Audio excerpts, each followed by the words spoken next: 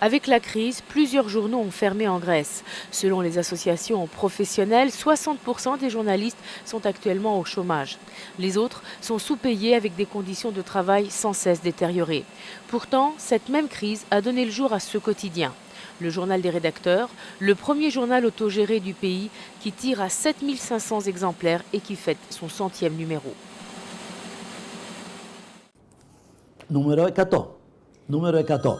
C'est la 100e édition, le numéro 100. C'est un journal sans éditeur, sans propriétaire, sans entrepreneur, sans grand patron qui m'appelle pour me dire « Tu sais quoi, aujourd'hui on ne va pas taper sur Samaras, on va taper sur Venizelos. » Ou « Aujourd'hui on ne va pas taper sur Venizelos, mais sur Tsipras. » Η εφημερίδα των συντακτών έχει χρηματοδοτηθεί από τους εργαζόμενους στην εφημερίδα. Le journal des rédacteurs est financé par ses salariés. Dès le début, on a décidé d'apporter chacun 1030 € et les 2 premiers mois de salaire pour constituer ainsi le capital de départ du journal. Aussi, nous avons décidé ensemble que nous aurions tous le même salaire, indépendamment du travail que chacun fait. On a décidé de faire un journal quotidien d'abord pour avoir un impact sur la société, et puis pour assurer que ce soit viable. Nous avons aussi décidé que le journal sera indépendant et autogéré en coopérative, qu'il n'y ait personne au-dessus d'un autre. Ce qui ne veut pas dire que nous n'ayons pas maintenu les structures classiques d'un journal. Une direction, un directeur de la rédaction, un rédacteur en chef.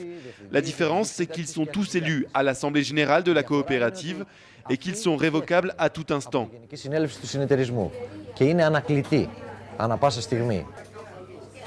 Un journal indépendant, autogéré et insolent.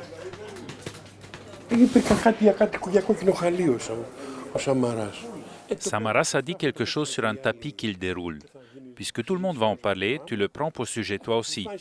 Et au lieu de mettre les investisseurs dont parle Samaras, tu mets les fascistes, la liste Lagarde, les médias perroquets, Stornara, le ministre des Finances. C'est simple. Mais avant tout, le journal des rédacteurs est un journal résolument engagé.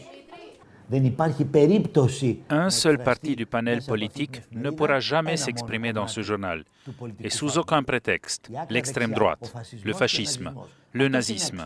Ils sont exclus et c'est clair. Position claire qui n'empêche pas cependant de couvrir l'actualité.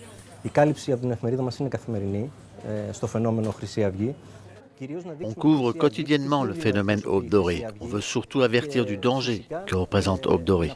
Et bien sûr, essayer de protéger ceux qui sont les cibles de ces attaques.